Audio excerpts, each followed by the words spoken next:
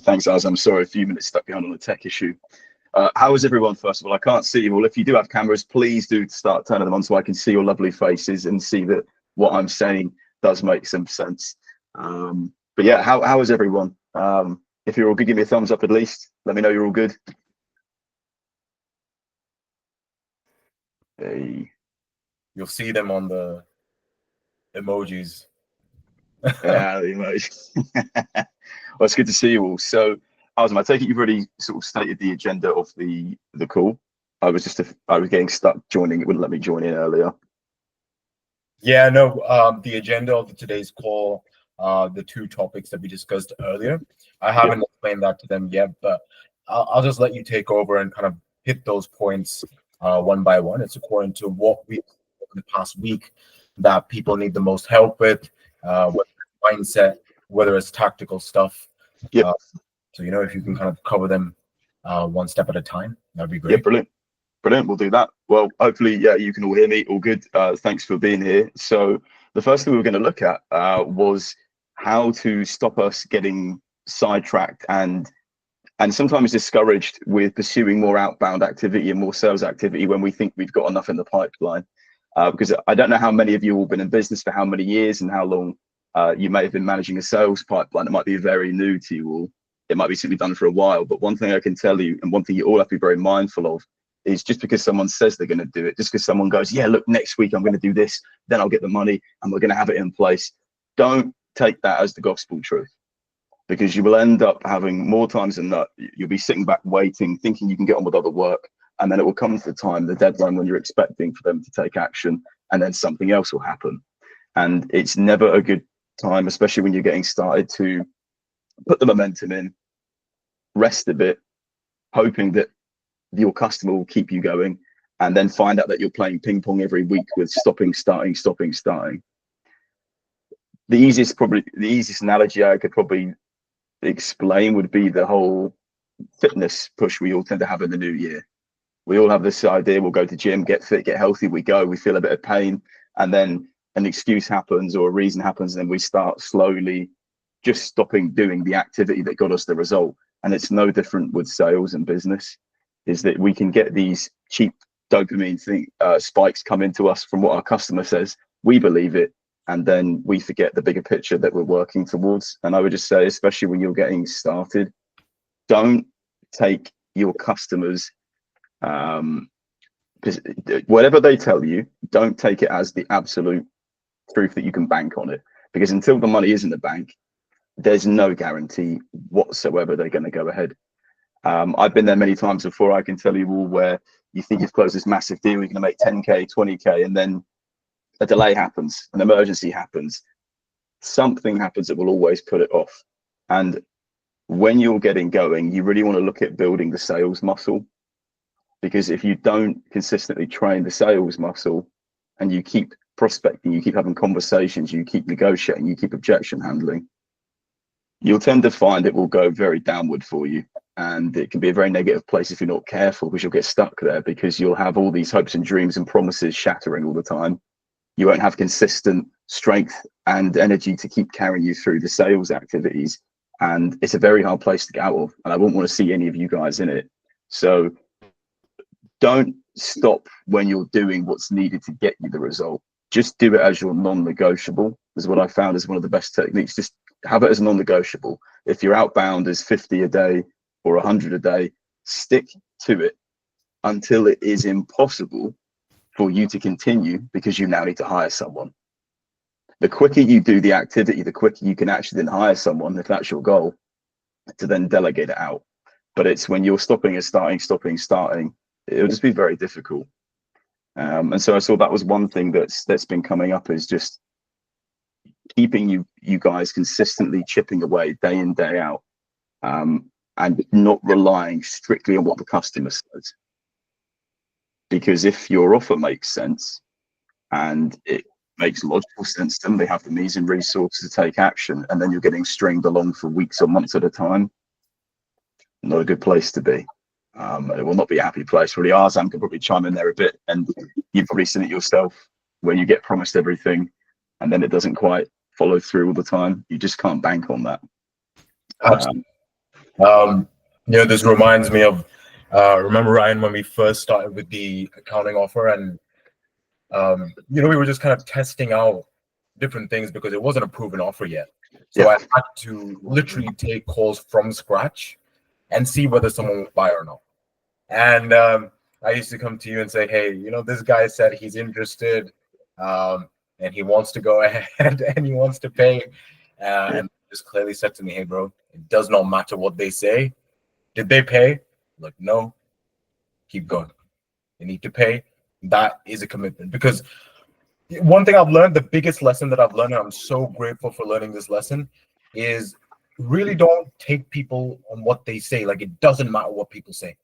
They do it, what they're doing, their action is what matters.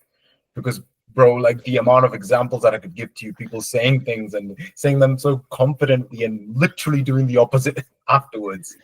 It's just self-awareness is what we like. Yeah, absolutely, self-awareness. But one thing I'd like to add for all of us, because look, I'll be the first person to put my hand up and say, hey, I've gone and said that exciting thing and agreed to, and then I've not gone ahead and agreed with it. I think we can probably all put a hand up and say there's things in the life that we've gone with full anticipation and expectation we're going to do it. And then when we look back, oh, bugger, we haven't actually done it. We've all broken those promises to ourselves. We're all human. We're all completely infallible. We're all prone to these things. So also take it with a pinch of salt and never take it too serious with a customer, because you will all know, I know some of you have businesses, families and everything else. You've seen how it goes. Life is never this linear, straightforward, simple path. Obstacles will happen. Things will take shape. This is why also with all your pipeline, the people you're speaking to, always consider the relationship. You don't know what's going on behind the scenes. Don't just assume the worst. Try to nurture and help these people along the way, and you'll get that business coming back to you time and time again.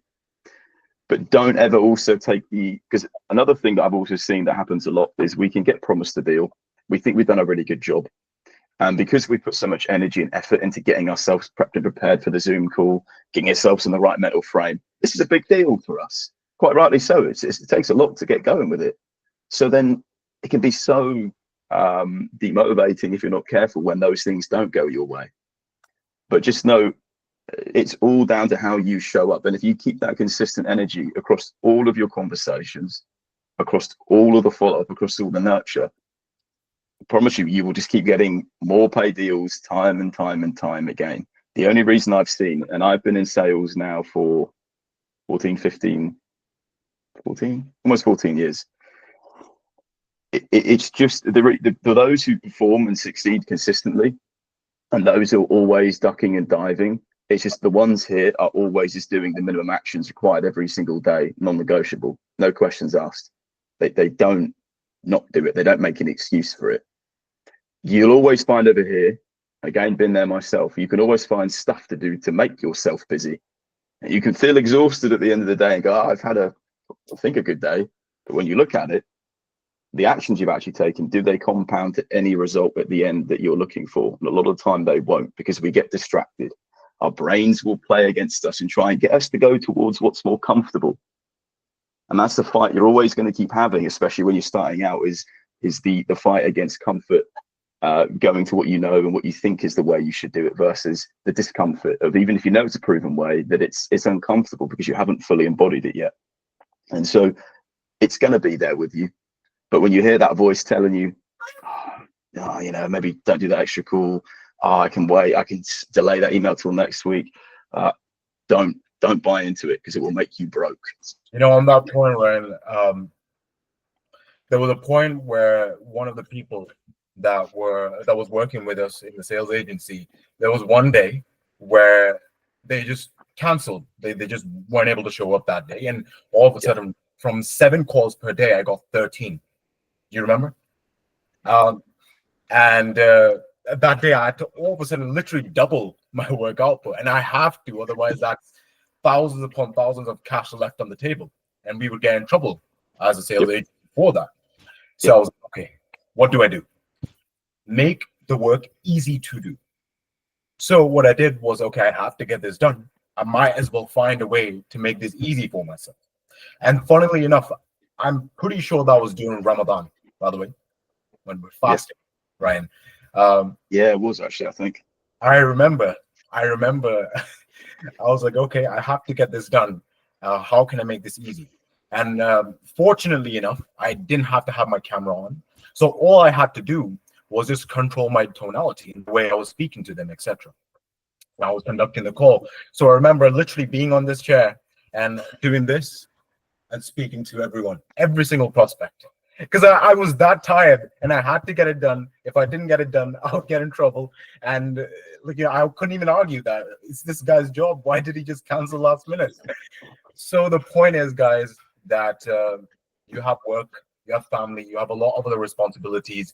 You also need to get the outbounds done only up until you get your first 800 to £1,000 client. And after that, we do automate.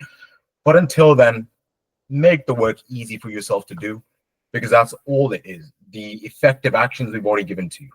You just have to make it so that it's doable every single day. So it keeps on going, keeps keeps creating those opportunities for yourself to actually get that, £800 to £1,000 client. So just simple point, make the hard work easy to do, or make the work effective action easy to do.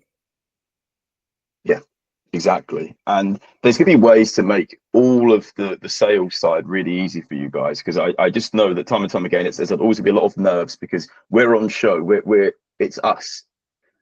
And I don't know how much all of you maybe still feel those nerves before you get on a call, or that anticipation before you pick up that phone and start doing it. And especially on Zoom calls and when you're presenting your wares and what your offer is, I would start finding micro actions throughout the week, little things you can do to get yourself conditioned to make this just a norm for you. Because the big thing is, it's not a norm for you. Me and Arzam, it's now, it is what it is. It's just a way of life. And I'm sure if I went and met you all individually in your way of life, you'd equally you'd be at peace with it all, because it's just what you know and what you do and what you've done. So simple things that I challenge you all to do, especially those who do Zoom calls. Just a quick raise of hands. Who does Zoom calls usually and they're on camera? Give me a thumbs up or hands up, whatever's easier. They would know it as 15-minute consultation calls. That's what we call it. And they do on Zoom? Yeah, they're on usually Zoom or Google Meet. So you guys will be on camera? Most of them, some of them don't like opening their cameras as well. Yeah. Okay. For those who don't, fine. For those who are trying to get more used to it, I would encourage on these sort of calls, get your camera on. Not everyone's going to be staring, nitpicking at everything, but it just gets you into that norm where you get past this weird feeling of seeing yourself all the time, because it's a bit weird to start with. But then it means when you're going on your calls and you're presenting, that is not a problem. That little thing's not eating away, going, oh, what do I think? You can focus more back on the prospect as well. And that's always the big thing. It's taking away the distractions that are pulling you away from being fully focused in the activities that you're doing. And like Azam said, look at ways that you can make it actually easier for yourself, because it doesn't have to be hard. There is a workaround for all of the problems that we've got. A lot of the time it's speaking about them first and being just actually aware of them and looking it in the face of it all. But a lot of the time we can feel like we're avoiding something around why we can't do it all. We feel we can't do it, but we're not quite sure. I don't know how many of you know each other and talk to each other outside of these calls, but one thing I would definitely recommend to consider is, if you've got rapport with someone in this group, don't be afraid, and I'm not overstepping with this, Azam, but don't be afraid to sort of hold each other accountable individually as well. If you guys are on the same journey and you know you're taking the same steps, check in with each other throughout the day as well. Have that external accountability that can sometimes be the thing that just pulls you out of that bit where you're struggling, you can't quite find a way out. Sometimes just a quick conversation with someone else about that situation on a similar path can help you step back, recognize more the feelings and position where you're actually at, and it gives you more perspective. So when you go back into it, it's not as much of a big of a task and an overwhelming feel that it might be for you all, if that makes sense. What I've done for them, Ryan, is because they're in phase 2, just getting their first client, the reason I don't have the community aspect over here, and that I have it more as a strategic approach in phase 3, where, okay, you're going through this problem, connect with this person, etc. I don't have it right now. It's because when I used to join these group calls or even had that community aspect in the program that we were both in, what happened was someone messages this specific topic or something they didn't understand, and then it confused me and it created doubts for me. Wait, if they're Okay. confused with this, why am I not confused with this? And then they ask this question, and then there's this huge kind of confusion built together. So that's why I avoid the community aspect at this stage, but Makes I have sense. more in phase 3 as you get on with 2 to 3 clients, and I feel like that's more, kind of the way I would have wanted it. Yeah. But yeah, on the topic of opening your camera, one thing I just do quickly want to point out: there are certain women on this call that don't, like to show their face, which is their personal preference. But I don't Mhm. want them to feel like you have to get it done in order for you to get it closed. Yes, it does help. It definitely does help, but you don't have to get it done. And I'd like to tell you a quick story, which is probably the best way to explain a point. So myself and Ryan were working with this guy who was targeting only African Americans, only African Americans. And I'm not sure how he said it, but he was very, very specific and calling out my people, which is Mhm. fine. I'm just saying, and we're giving an example. But we were the salespeople for that offer. And he would have these webinars, all of his videos, like just targeting my people and the African American community. And when they jumped on a call, they say me, and I'm clearly not African American. And then I had a couple of ladies be very aggressive towards me, and I was like, what's going on? Like, what have I done? And Ryan, I'm not sure if you remember, but someone took a picture of me and said, do you know this guy? Yeah, I remember that. Then we decided that maybe it's better to have my camera off. And that's when I actually started getting those 7K paid in fulls on a daily basis, etc. Mhm. Yep. Point is, yes, it does help, but if you don't want to, the main thing that handles everything is your offer, the way you speak, the way you actually communicate, the confidence. Hopefully that drove the point home. Don't be nervous. You don't have to turn your camera. Ideally, you do it because it just builds more trust. I'll let you take over. Yeah, yeah, absolutely. No, very, very good point. And again, it's I think early on, yeah, don't stress about that. Just focus on the things that you can. Which again, as Azam said, there was times he was just using his voice and that's it. So focus on the tonality, focus on your actual delivery, and you can take each steps to that progression. Some of you may not ever want to be on camera. Fine.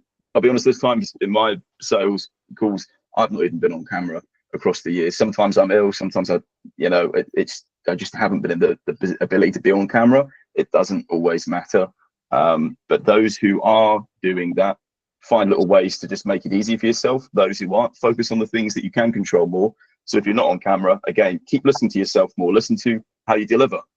Make sure that you actually you yourself believe yourself, because you'll hear it after your calls as well. Do I believe that? No wonder they didn't buy in with it. And you can sort of dissect it and nitpick it a bit more, but it will all come with confidence of just having more conversations. I think the big thing I'd always say is no one knows who you are and they don't care. No one cares. It feels like they do because we feel like, and of course we all matter, but to that prospect, they can give a monkeys who I am. Why should they? On the call, I am just a representation of my offer, not Ryan. As for you guys, you're not representation of yourself, you're just of your offer and your business. There's nothing personal with it. And I think, again, just the more volume you go for, the less personal it will feel to you. And you can sort of detach yourself. This is your business or your offer. And again, when you've worked on your offer so much, be proud to go and talk about it. I can tell you, most people don't put the time in like you guys do to, and have someone like Azam teaching you the actual ways of how to build offers and how to deliver it. So when you look out at the rest of the market, you guys will stand out significantly when compared to all the other people trying to get your customers' attention.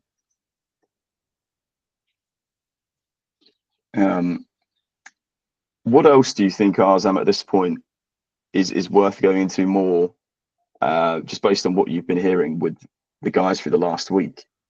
So obviously we've looked at the right mindset around keeping consistent with doing the outbounds and the right actions and activities. But what else have you seen come up that might be worth touching on? To be honest, over the past 1 or 2 weeks, there hasn't really been much progress because the holiday season, and we just thought there's better things to do in the meantime. Well, we know that it will be naturally just a slower season, although we don't like to believe in that.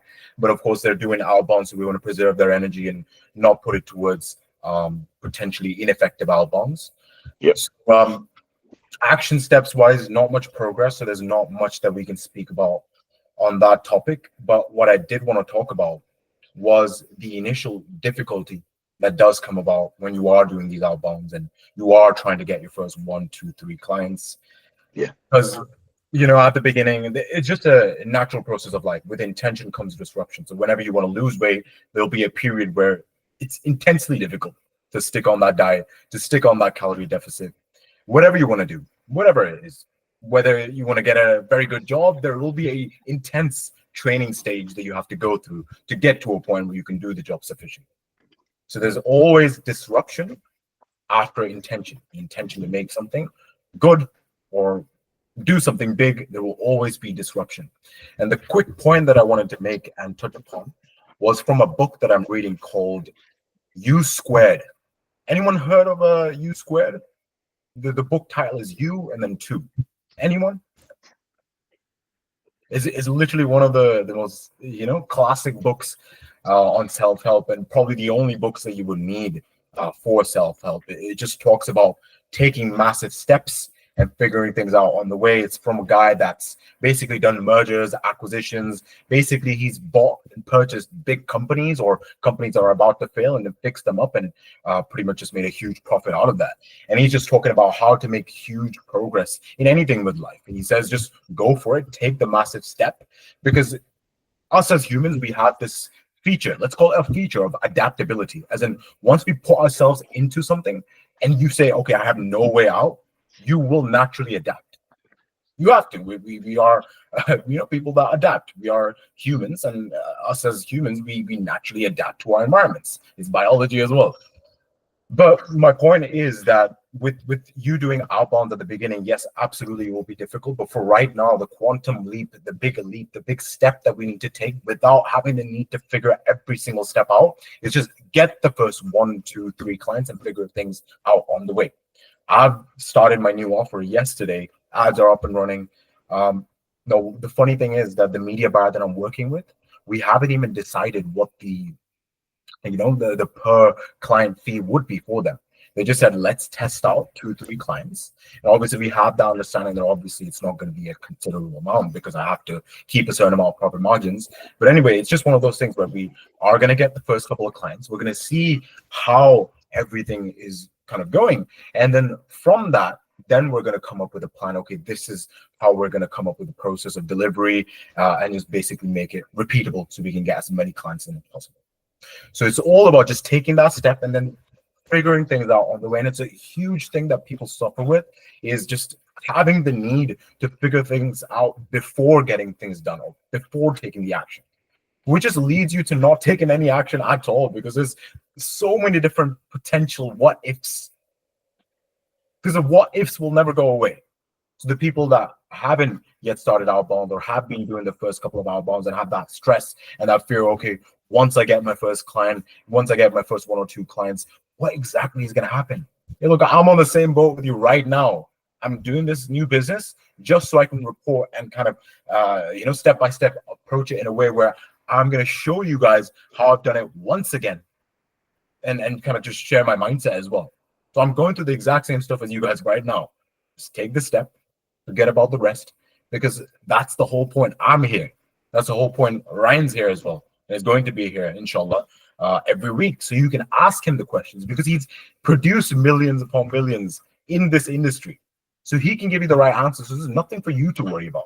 So just take the step. Just go all in. Just really try your best to get your first couple of clients. Really, really want to stress that point. Ryan, I'll let you end this point. We have the next 2-3 minutes. We want to be respectful of everyone else's time and yours as well.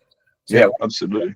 No, I mean, look, great points, fantastic points, and couldn't agree more. I would say the hardest thing for all of you has already been achieved, and that is that you're here.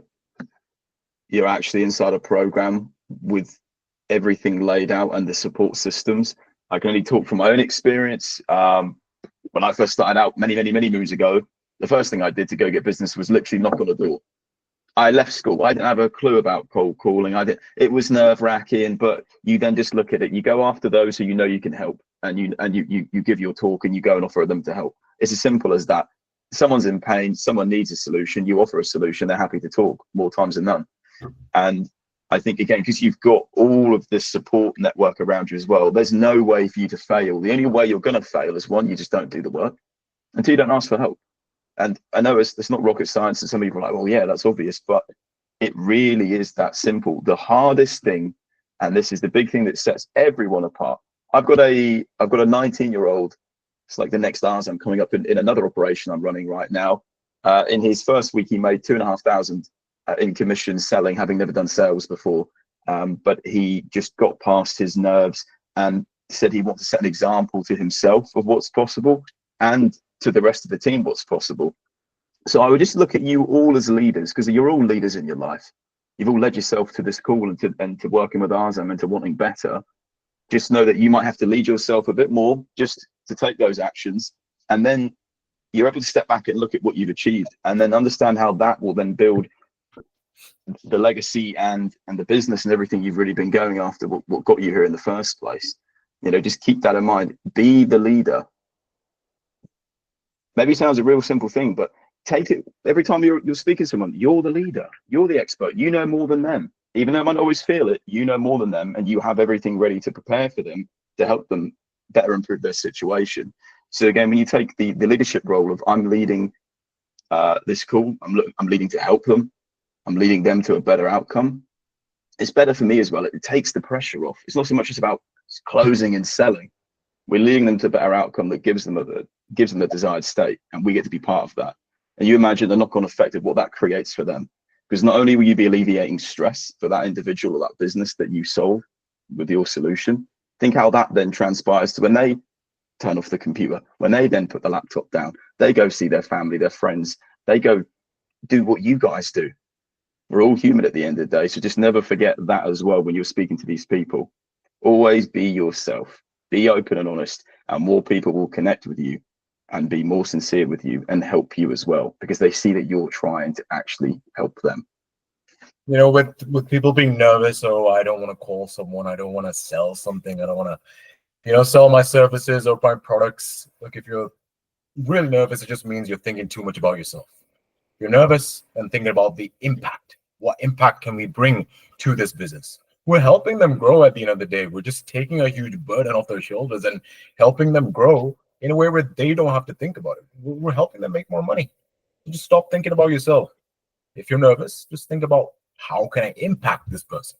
Get to know them a bit better. Like, hey, who are you? Like, John, tell me about yourself. Like, what are your goals and what's stopping you, and what are the kind of troubles that have held you back so far? And let's see if I can help you or not. That's all you need to think. How can I help you? How can I serve you? That's the main thing. And great. And what I'd also say for all of you is, I don't know about giving homework yet, but you'll find it easier, and only really can you ask the hard questions to other prospects when you can ask it to yourself. So make sure you've aligned your goals correctly with why you're doing what you're doing. Really got to look at that, because again, sometimes you've got to dig deeper. You've got to look at your motivations and your reasons. But then if you're going to be asking other people about their goals, their ambitions, their struggles, make sure you still have some awareness of what you've got going on in your day-to-day as well. Because if you can see it for yourself, you can see it for others. Sales really is just the easier your inner world is, the easier it is to help these other people with their outer world, because you're not fogged with all the same issues and stresses they've got. And because you've done the work on yourself, you'll be better prepared to actually see the challenges and obstacles those people are facing. And then again, when you're speaking to them, you'll just build a better connection and relationship. And it really won't feel that tough once you've established that. Yeah, absolutely. Yeah, guys, we will end the call over here. I really hope this was, productive. It helped you mindset or tactical stuff. If you guys do want to reach out to Ryan, his IG, I think it's just Ryan Brown, right? Yeah, it's RJB Sales. If you want to connect with me there, I'll put it there. RJB Sales. Guys, please be respectful. Don't ask silly questions, because he is, being kind. You'll get a silly answer if you ask me a silly question. But we want to be respectful. But if you really have a genuine question, something that I can't answer, go ahead. He's offered that kindly. But yeah, guys, we will speak to you next week, and also just feedback. I am trying to obviously improve the program and add more things. I took the decision to have Ryan on every single week instead of having a cold calling expert, because I thought maybe just having a recording as an example would be sufficient. Because I don't think will carry the call as well as Ryan in the charismatic way that he does. So it's just a decision that I made. I could be wrong. You guys tell me. So just let me know on WhatsApp on a scale of 1 to 10 how you found this call. 10 being this was perfect. Let's just keep this going. 1 being it's terrible. Look, I didn't enjoy this at all. Let's not do this. So it just kind of helps me get actually get data, and then I can best help you. But yeah, guys, we will speak to you next week. Assalamu alaikum. Thank you, guys. Thanks, everyone. Take care. Have a good weekend.